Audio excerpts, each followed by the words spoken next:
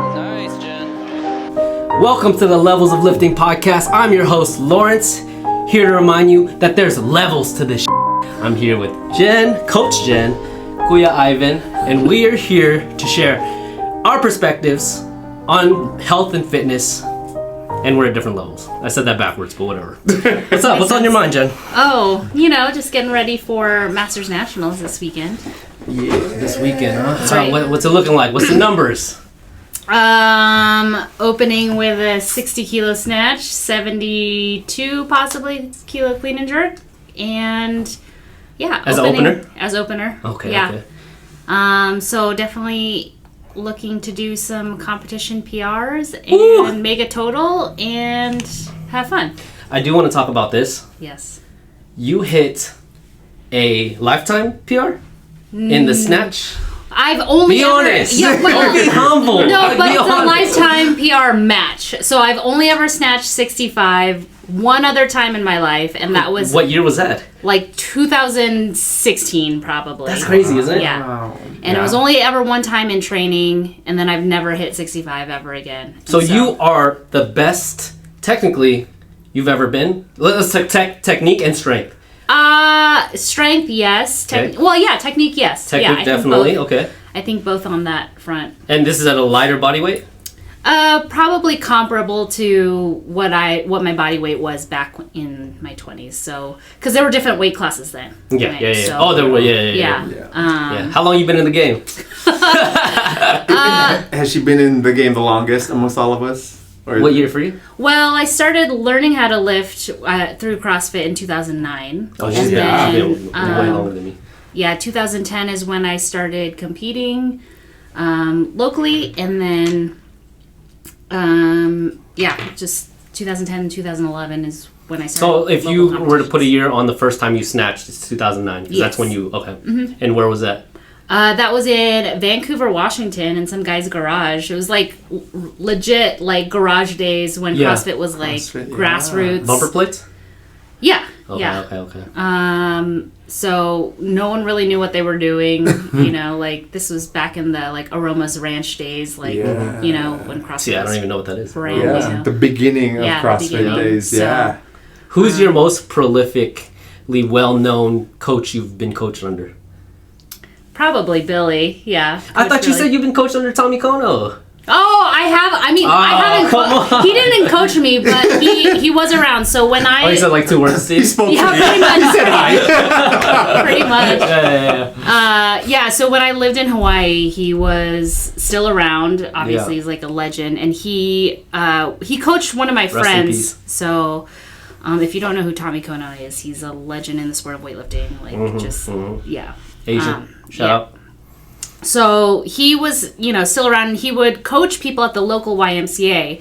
They had like platforms and bars and training plates, and anyone who was there, he would go coach. But I was doing CrossFit at the time, and I trained there primarily, but I did a few competitions where he was there. Yeah, that's like just crazy. watching and like hanging out. And he did tell, this is my one claim to fame, is that I had a friend who came to watch me compete, and she didn't know who he was. Like, she didn't know she was sitting next to a legend. She was just kind of chatting with him, like, oh, my friend's up there lifting. And then he was like, oh, she has pretty good technique. And so she told me later what he said, and I was like, well, that's the peak. That's the peak of my lifetime. Wow. Is Tommy Kono said I had good technique. That's pretty cool. That's So. pretty cool. Real quick, tell them who you are, what you do. My name is Jen. I am the lead coach here at Las Vegas Barbell. I've been... Oh, that's not a Las Vegas. Beep, one. beep, I beep. thought that was OVB for some reason. I've been weightlifting, like I said, since 2009. 2010 is when I started competing. And... I mean, yeah, I've been weightlifting for that long, and Very it's kind of seasoned. crazy. Why do you think people should come to Las Vegas Barbell? Shout out to Billy real quick for allowing us to do this podcast here. We appreciate you, Yes. head coach of Las Vegas Barbell. Tell them why you think Why? people should come. First and foremost, I think there is nothing that can replace just live, hands-on, in-person coaching. You know, I think especially in the age of like social media, obviously you do what you can because we don't have access. Not everyone has access to a barbell club in their direct vicinity.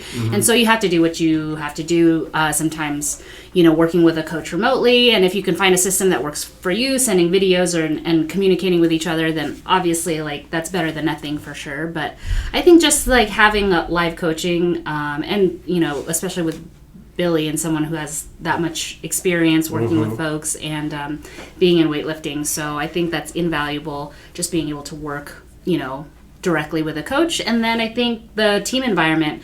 I remember I had a weightlifting coach way back in my early days who said that weightlifting is an individual sport, but like it's also a team sport because even though you're the only one out there on the platform lifting those weights, you are always supported by a team. And I think that's one thing that Las Vegas Barbell has that's very special, is that we have a team that supports each other. I mean, it's just, I think, more enjoyable. It's more motivating to train with other people. For sure. You learn a lot. You know, you don't learn only from your coach, but you learn from your teammates as well. So yeah, I think it's just a good environment. So that's also why I think Las Vegas Barbell is the place to go. It's the only gym in Vegas. It's the only place to go. Only coached weightlifting gym in Vegas. All right, Ivan, tell us your experience with LVB. Oh, I know you talked about it earlier in the other podcast. You said basically your experience was opposite from Vanessa's as far as like the amount of improvement that you've had since coming from CrossFit. I mean, strength-wise, yeah. I mean, no, technique-wise too. I mean, you know how CrossFitters are, you know, in terms of like lifting technique. What they teach is, I would say, opposite of what we teach here in terms of like technique. Some similarities, but what's opposite? What do you think is opposite? Come on! Don't say names. Don't say names. No names. Right now. But no. But I'm sure it's not specific to them, but it's pretty common amongst, I think, CrossFitters in terms of the external and internal rotation of like the elbows in the snatch. Yeah, they talk about that a lot in CrossFit. I'm sure. Yeah, especially if you have been in CrossFit a long time, or if you've gone to CrossFit seminars. That's where they primarily teach that stuff. So if you go to an L1, they're primarily going to teach an external rotation. External, yeah. So they dive deep in regards to like if they're teaching the movements, they'll talk about those intricate details where for sure they'll talk about like hook grip, release, or keep. You know, like I did the CrossFit weightlifting seminar way back in the day with Coach Bergener, and it was so long ago that I have. He's like, there's the name drop right there. My God. Oh, that's right. I did work with That's hey, that is another. Yeah, that's a huge one. Big one, yeah. Real quick before you get into that, just put a pin in it. I don't want to interrupt you, but I used to think that Mike Bergener. Yes. I used to think that his stuff was garbage. Yeah. I used to think. Jump and shrug. Yeah. Scarecrow. Yeah. When I teach now, if I'm teaching pretty, someone, I use those things. Oh, for sure. And I because coming over here, because I've been exposed to a lot of different training styles. Right. Yes. But more, I don't want to say I've come 180 degrees in regards to my technique, but I used to think only pull high enough. I used to think hit the bar with your hips as hard as possible and then go under, which is not what we train here. That's like Chinese technique. Exactly. Just pull it high enough and then Yeah, exactly. Yeah. So I've come full circle, it feels like. So coming here is just different. But talk about your Mike experience. It was so long ago. I honestly don't remember what intricacies of weightlifting that I know. that are different from what we teach here. But same thing. Yeah, it's just. I feel like I almost wasted my time. I don't know if I'd say that I've wasted my time because at the end of the day, a lot of systems teach heavy focus and emphasis on strength training, which I do not regret that one. Yeah. But as far as technique, I mean. Yeah. Well, you have to consider too the, with like something like simple, like a jump and shrug or whatever, like you have to think about, when you teach something, you have to make it accessible to people. Like for those folks who really like to get like nerdy and really in the weeds with weightlifting technique, it's easy to talk about, okay, it's maybe jumping is an oversimplification of it, and that's fine. You can, if that's what interests you and you want to talk about it for hours, that's totally fine. But for the most part, I mean, I work with all the people that come into this gym who either have previous experience or have no previous experience. It's like, how do we teach the concept of vertical leg drive and extension and keep it simple? It's jumping, right? Like, it's the way the Billy talks about it, is like, how could you, like, you know, people want to get really like specific and be like, oh, triple extension through the hips, knees, and ankles, and it's like, okay, cool, that's great, that's a great term, but aren't you accomplishing that by jumping? Isn't Correct. Jumping the same thing? So in a way, you know, especially because we work with a lot of sort of gen pop people, like people who just want to weightlift for fun and recreation, how can we simplify and make the movement accessible to them? Because I mean, it's very easy to overcomplicate things, but when you kind of break down the movement and what you're trying to accomplish, it's really very simple. It's just getting the athlete to learn that and then translate it into their body. So you want to keep it as simple as possible. I agree with that. Which is why I think like stuff, you know, that Mike Bergener came up with is helpful, because it just simplifies a lot of that stuff. Yeah, till this day I remember his videos. And I he still remember teaches the same stuff. Yeah. Like, Yeah. with Yeah. CrossFit, yeah. Yeah, I just can't believe that I do exactly what he talked about. Full circle. Exactly. Something I'm very curious about, Yeah. because you have taught, you teach the introduction courses here, Correct. where Yeah. you onboard new lifters, if Yeah. even if they have no experience, and you Right. assist them through the process. Yes. Have you ever come across someone that just can't do it? And I'll bring an example. I'll Sure. talk about one first, because Okay. I've had one of my best friends. Yeah. He benches like 405 pounds, or 405, easy, right? Mm-hmm. Maybe not easy, a little hard. But his shoulder mobility is awful. Sure. He cannot bring his arms really even behind his head. Mm-hmm. So I mean, maybe for even more extreme, it's possible he could snatch. I didn't really push the issue that much, but I tried to get him into a position. It was terrible. But have you come across someone that just they can't do it, unfortunately? Like, can absolutely not do it? No. I believe I feel confident. I've worked with enough people of all varying levels. I feel confident I can teach any person to lift. Can they lift well? Even with mobility restrictions? Yes, absolutely. Because you have to think about where people are starting, right? Most people don't start with the mobility necessary to be in the positions that we need to be in. But can they achieve those positions by spending more time in those positions? Yes, I believe that they can. And also you have to consider, like, yeah, maybe they may never have the most optimal position, shoulder mobility, to be in a overhead squat, a deep overhead squat. But can they still snatch a weight overhead? Absolutely. Right? And if you think about the context that we look at weightlifting in here, it's for the sport of weightlifting. And what constitutes a good lift? Can you get the weight overhead in a locked out position? That's it, right? It doesn't, obviously we know as weightlifters that being able to access space under the bar is beneficial, and that gives us more access to more weight Correct. down the line. But does that mean that I can't get a weight over my head because I can't access that position? No, it does not mean that. So I really think that, yeah, I haven't come across anyone who like can absolutely not do it, but I've come across people who have a hard time doing it, Yeah. and may never get to the point of being a proficient lifter. But does that matter? Like, as long as they're having fun and they're enjoying it and they're enjoying the process, like. We also have to consider like why people are here. Most of us that train here are not going to the Olympics. You know what I mean? I don't know, maybe except for you. No, I don't know. Have fun. Yeah, but most everyone does this because it's some form of physical activity that they enjoy, that they find engaging, and they want to do it because it's fun. So we look to improve them gradually by introducing these positions, and maybe over time, the more time they spend, they can start to access more and more of these positions. But at the end of the day, like, are they having fun? Are they enjoying themselves? Do they like weightlifting? Cool, that's it. That's the only prerequisite for weightlifting. Do you like it? Okay. So, is Olympic weightlifting for everyone? Ooh, I like that. I like that. I like that. Come on, man. Come in with the hot questions. I think everyone can Olympic weightlift. Okay, everyone can Olympic weightlift. I think everyone can.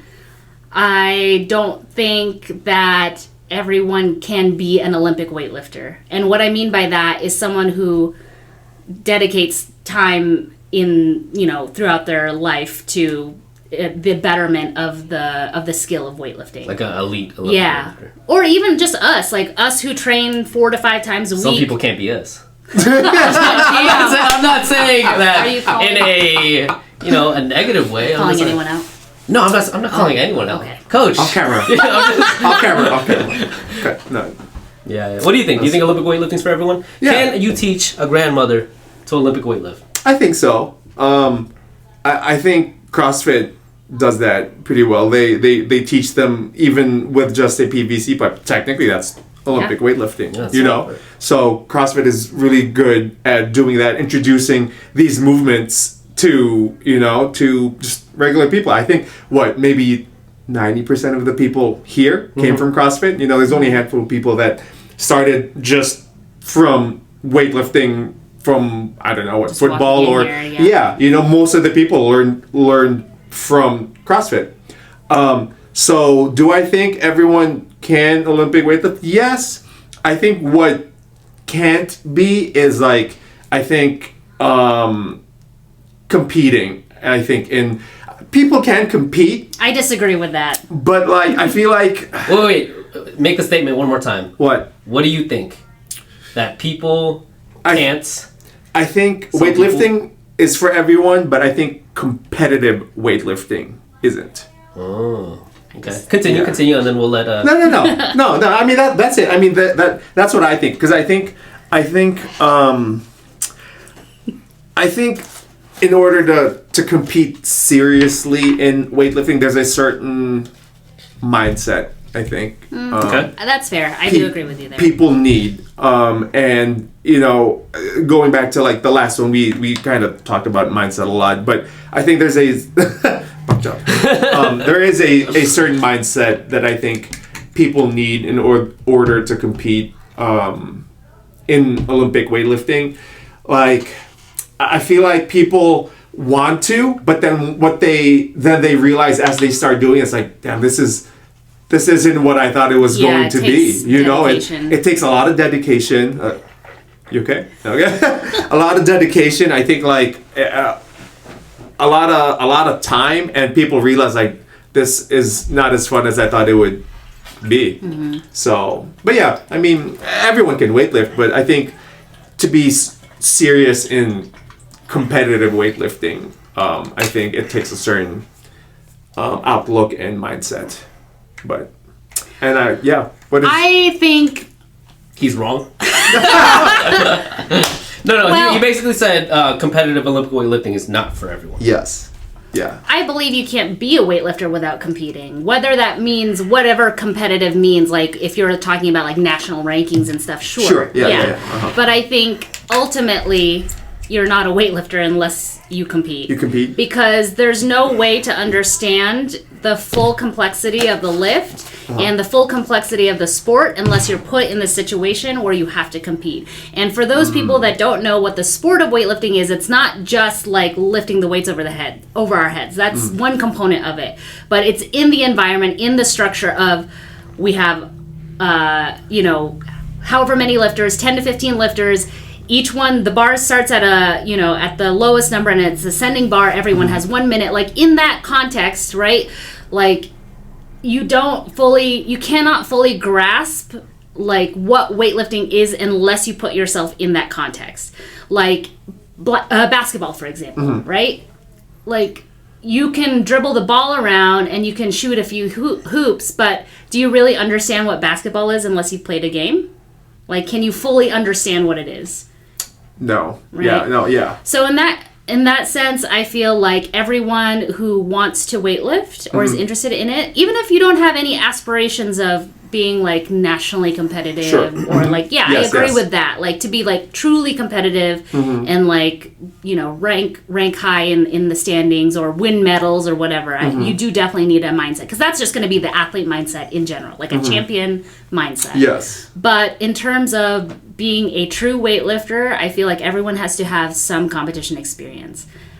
Like, I don't know, fight me on it. But I think at least some competition experience, even if it's a local meet. Who cares about going to national meets? Like, whatever, but at least put yourself in that environment, because you would agree that lifting in a meet is completely different from 100%. lifting in the gym, Yes. right? Yes. Because of the context and the framework and all the things that need to come together in that moment, right?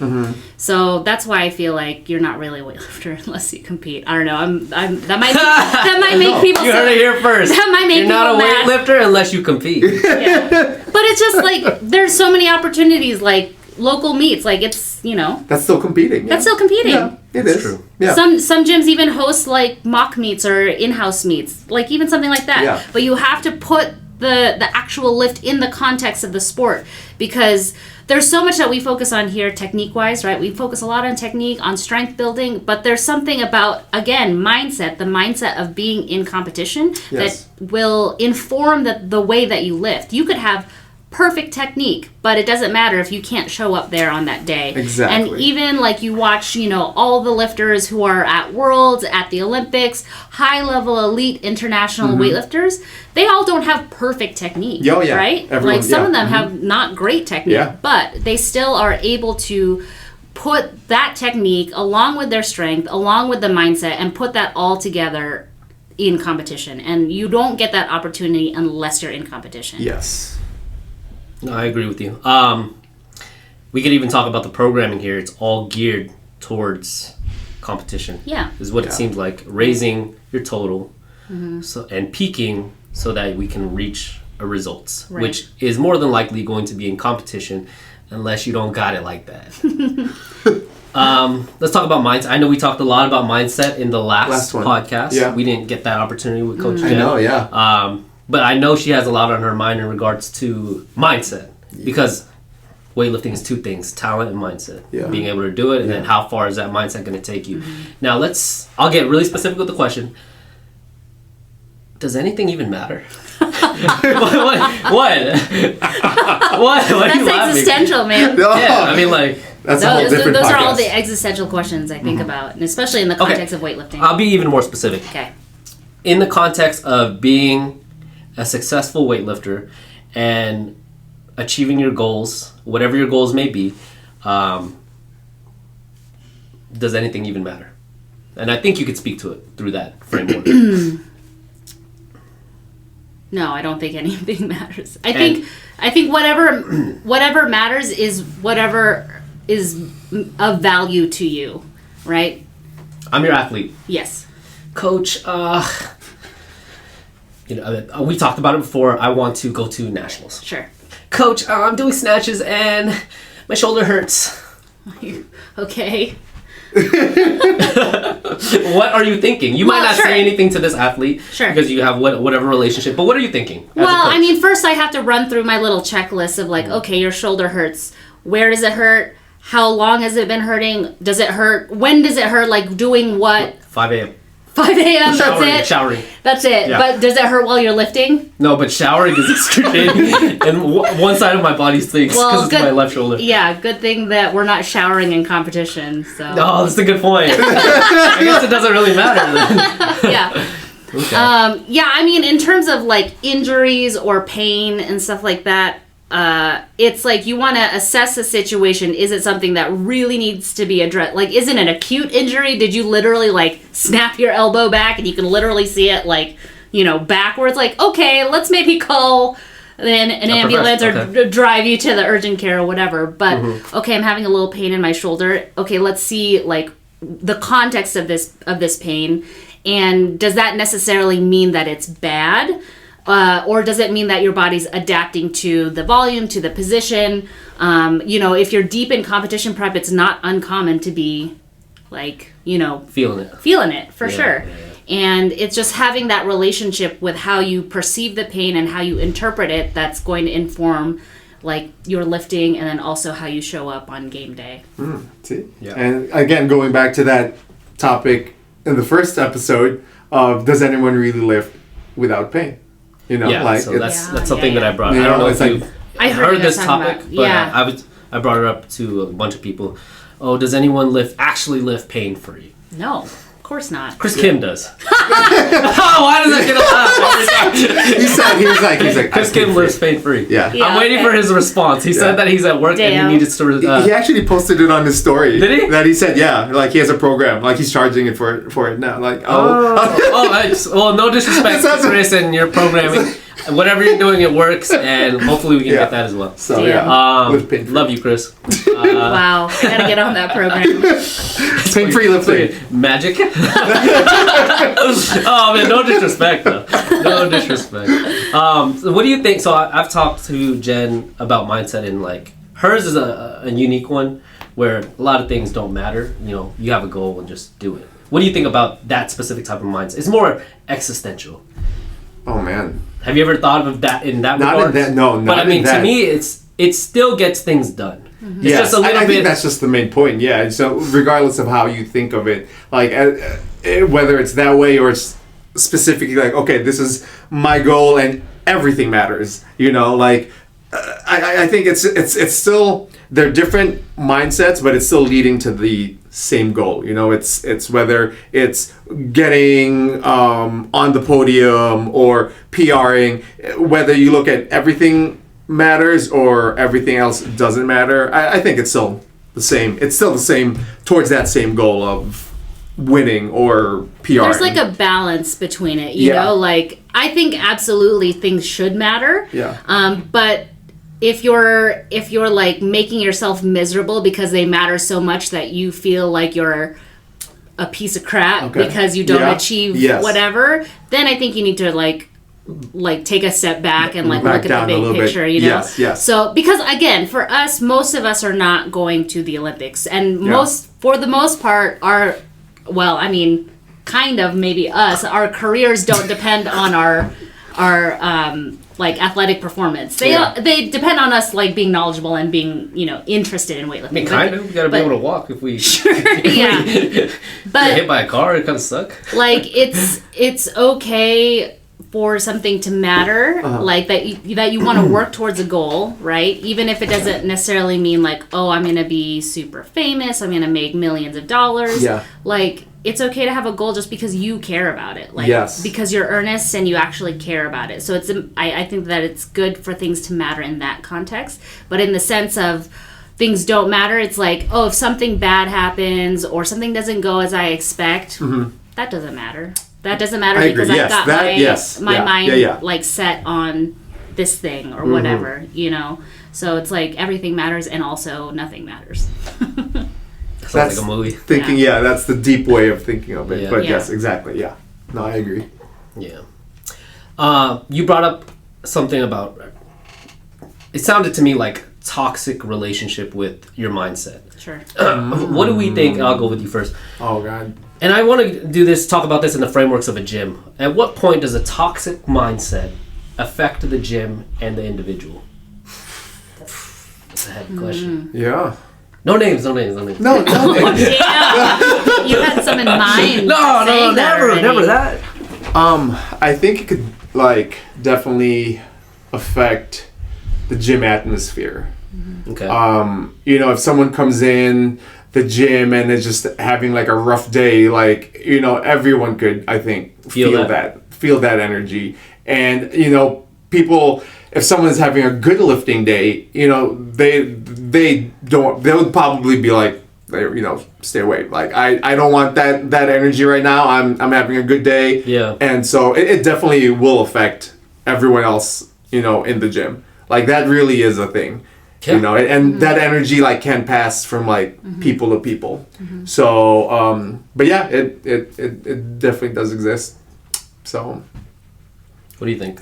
Oh yeah, definitely, absolutely. I mean, like it's like any place that you have a group of people who spend a lot of time around each other. Yeah. You know, like a lot of us train here full time, and It's, you know, if, yeah, you can sense if, like, people are not in a good mood, then it's definitely going to rub off. I mean, I would hope that you'd at least, if you were the person who was, like, around that, you would have maybe the wherewithal to be like, okay, that person's going through their own thing, have some compassion for whatever they're going through, but also know to set your boundary of, okay, I'm in my zone, I'm in my lane, I'm going to try as best as I can not to be influenced by that. Correct. But probably everyone should just get an idea of like each individual in the gym and like what their tendencies are. Yeah. Like, okay, that person's like that. I'm just gonna be over here. Yeah, do my thing here. Yeah. But what about for the individual? Like, do you think that's healthy for a person to have that as their driving force? Just like a negative. I hate myself, but they're improving. Should you coach that out of them? I don't know, hard. man. That's hard because it works for some people. For some people, that self-hate does motivate them and allow them to get some progress. Yeah.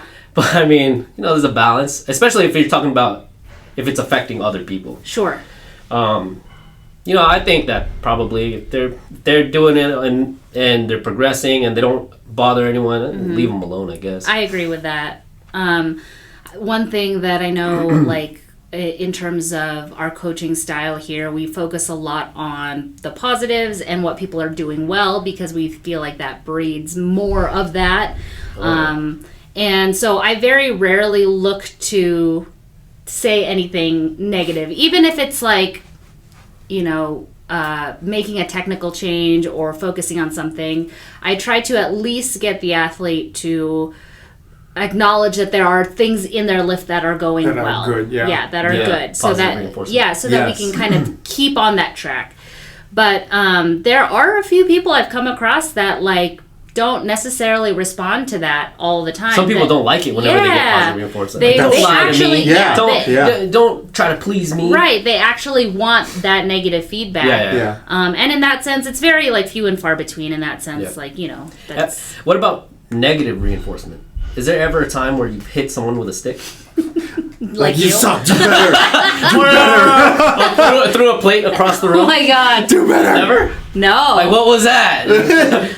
Well, that's funny. Come on, Johnny. Never? I mean, no. But what's interesting is, like, we were having this conversation the other day, because it's like there are coaches, like, if you look at all sports across the board, basketball, baseball, football, there are coaches who are, like, hot-headed, fly off the handle, 100%, and, like, just, like, talk crap to their athletes. Which I wouldn't mind from time to time. If you want to. And so I know that there are coaches like like that out there, but I think in the context of Las Vegas Barbell, and I think especially the way that I feel like I fit in within the community and the coaching staff is like, that's not my style. I wouldn't want to get coached like that, so I'm not going to coach like that. Okay, fair enough. And also, too, we are still a small business, you know, like, for the most part, we are dependent on people coming in and having a good time. Right? If I was in the context of maybe I was coaching, like, I was, like, the head coach for team whatever country, and like my like livelihood dependent on the performance of my athletes, I might probably get a little bit more. Get a little I'm not gonna aggressive. Like a little violent. A little aggressive. Well, if you ever need it and set a tone or attitude in the gym, use it as an example. If I'm on the platform and you've told me something, if you want to throw around a plate or something, throw a squat rack. Damn it, Lawrence! I said knees back! Yeah, I'll sign the waiver. I already signed the waiver, right? Yeah, that's right. Go ahead. All right, you're fair game. All right. Cool. What do you think about that type of coaching? Would you respond to it?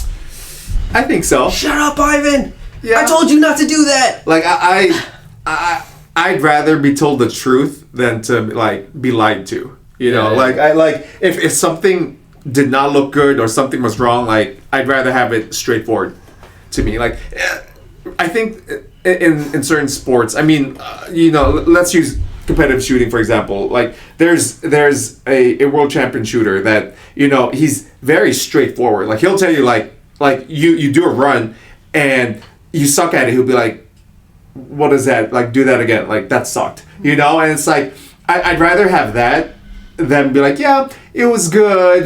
Just try better next time. You know, kind of like that doesn't really help me. You know, I feel like tell me the truth, like what's wrong with it and how to fix it, and then we'll do it again. Do you think there are different? Here's a question: do you think there are differences between males and females in terms of the how they respond to coaching like that? The athlete or the coach? What do you mean? As an athlete, As like an a athlete? female athlete to a male athlete, like I think that's using different approaches in terms of like Yes, being more like definitely. maybe for a male More- athlete yeah. being more blunt and direct. and more compassionate for like the female athletes. Like, yeah, There's some people that be straight up like, I don't want to listen to a female. I'm not even lying. Like in general, like if we're talking about work, especially like I used to work in law enforcement. Then it's Yeah. like, Oh, yeah, yeah, some yeah. people don't Oh, yeah, yeah. respond or Trust Yeah. me, I've been coaching long enough to have had that experience Yeah. before, for sure. Yeah. It kind of like blow you off a little bit. Yeah, you know? absolutely. Until they realize like where my experience is. I used to be really insecure about that because it's like I can't change like the fact that I'm If a you female want to say coach. a name right now, you can handle some stuff. Yeah, no one in here. Oh, okay. But I've come across it before, just not responding, like males not responding to a female coach, and it's Yeah, like yeah. at that point it's like okay, like I can't make you, want to listen to me. So And I think that would be a good time to tune me up. Like Yeah. if like I'm one of the better lifters in the room, Right. and I'm listening to you, Yeah. and you want to throw a plate or something, that's the time. yeah, that's the I time think to like personally, really or set push an me, example. like actually, like Yeah. Okay. Cool. your thoughts matter. What do you think? What do you think about her question in regards to females Yes. and males, athletes responding to Like- different genders as Or coaches? yeah, no. different styles of coaching too. Oh yeah, 100%. Yeah, I agree. Like every individual will respond differently, especially depending on if it's a female coach or male coach or female athlete, male athlete. Do you think it's important for an athlete to like their coach? Ooh. I think it depends on that's an That individual is one a and good different levels. one. Like at the Yeah. higher levels, and you're making. Who talked about this? Was it Vanessa? Where I don't know. I don't think so. No. Yeah, I don't think at the higher levels it doesn't matter. It doesn't as long matter, as you're yeah. making results. Your results, Were we yeah. talking about that? Yeah. I think maybe. Yeah. Yeah, it might have just been you too. Yeah, I don't ever think I got asked that. But yeah, no, I think that is a good question. Like Lauren said, I think it depends. Like at the higher levels, I think it doesn't matter as long as the results are coming. I think more so for like beginner or newer athletes, I think the relationship needs to be like a good one. Yeah. Yeah, in order for them to, enjoy, to have a better experience Yeah. of the sport. Because, Olympic weightlifting already is hard as is. Yeah. And so it's not enjoyable, it's If you have a coach berating you. exactly, so it's like, why am I even doing this? It's Right, like, right, it's already hard enough. And then the coach is already like, Yeah. mean to me. It's like, why am I going to continue this? I'll just do something else. I'll do jujitsu or something. I don't know. Yeah. Right. And So- just think about choking out that coach. Yeah. Yeah. So I think the beginning stages of weightlifting, as you're learning, I think the relationship matters a lot. Yeah. Yeah, definitely. Yeah. I personally would like to like my coach. You Yes. know? I just this Yeah. is like the style of what I respond to. Like Yeah. I would like to have a relationship and like a rapport versus someone who's just trying to punish me or whatever. Yeah. Yeah. But then again, I don't know. I don't know that I've ever had someone like a coach like that. So maybe if I was in that, I've never been put in that experience or Right. environment. So maybe I would respond. Maybe I'd be way better. Maybe I'd be a way better weightlifter. Maybe I'd be like, If you hated your coach, yeah, you go home every night just like, Start crying. you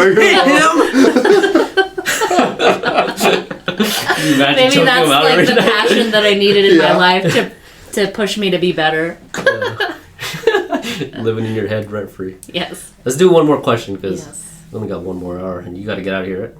Right? In regards to the coaching, we have a unique situation here in the U.S. where coaching is prevalent. I mean, it's not that huge, but there are different high-level coaches where athletes can if they're high level, I'm talking about the high level athletes, they can jump around if they wanted to, which I am not a fan of. In third world countries, for example, let's say Heidi Lynn Diaz, one coach. Can't really do that. So what do you think about all the options that are available here to us in the U.S.? This is a very broad question. And how it affects us as lifters and our success internationally. Is that like a clear question? Sort of. So do you mean like resources like coaches and then also like access to Everything. social media, Everything. like Social videos media, yeah. and stuff like that? Because there's just so much information. There's so much more information out about weightlifting now than there was like when I first started weightlifting. Oh yeah. So in that sense, like it is a lot more accessible and it's easier to like be self-coached or like teach yourself up to a certain level. I'll rephrase the question. Do you think that our country, the U.S., will ever be more successful than a third world country in weightlifting? The U.S. Yeah. Versus, I mean, which You countries think are we? USA will ever be the top of the podiums in Olympic weightlifting as compared to other countries? Like gold medal. Gold medal. I mean, at this rate, yeah, I do think that's possible. Like when I was first starting out in weightlifting, I thought like no freaking way, you know. And I think that's just because there wasn't exposure to the younger generation. But now you have CrossFit, you have people being introduced to weightlifting a lot younger, and that's going to be what makes competitive athletes in the future is Correct. like, you know, Sliding having them talent. younger. Yeah, having talented youth. And that youth that are dedicated enough to the sport. That's the challenge, though, here in the U.S., though, is that there's not money in weightlifting. Like, if you have kids that have natural athletic ability, you're going to put them in football, basketball, baseball. Like, Even CrossFit. yeah, CrossFit. Weekend right? CrossFit earns you like $1,000. So it would be hard to take a kid who was naturally athletic and then develop them into a competitive weightlifter Yeah. because there's not quite that much incentive as there is for other sports that are more popular. So I think true. that's the challenge that we come up against is having athletes that do it truly for the love of the sport, you know, and that's a lot of sacrifice. That's a lot to ask for because to be a competitive level, especially to be one that's going to be top, you know, at the top of the podium, that's your entire life. I mean, look at like Team USA, like gymnastics and swimming and stuff. Like they're from childhood. That's like that's their life, their whole entire life. How they sleep, how they eat, how they interact with other people is around the sport. For USA? For USA. Yeah. I think the culture in USA for swimming and those in gymnastics is a little bit different than weightlifting. Weightlifting, yes. So, but because there's maybe more incentive for those athletes to do well, versus in weightlifting that's not quite there yet, but it has drastically improved in the time that I've been in weightlifting. So I do think that it is possible at some point. I mean, we have folks like Olivia Reeves, it's just like skyrocketing, you know? Yeah. So I think it's definitely possible. It's just, is it like, do they love the sport enough to continue going, to get to that point? What do you think? Yeah, I 100% agree. That it's possible for USA to be... Yes, now that like Olympic weightlifting is more exposed because of CrossFit. You know, you have like athletes like, what's her name? We were talking about her, Sophie Shaft, who came from CrossFit, and that kid EJ Hines. EJ Hines. Peace. Yeah, came from CrossFit, you know, and like he's really competitive. So, you know, I think CrossFit is good in the sense that it is exposing Olympic weightlifting, and now that that's happening, you know, more and more people are seeing, oh, you know, like this is something I want to do. There's a bigger pool of athletes that are that we can select from. Whereas, you know, like countries like you mentioned, the Philippines or China, you know, it's like, oh, you have no options. Either you do this or, you know, that's it.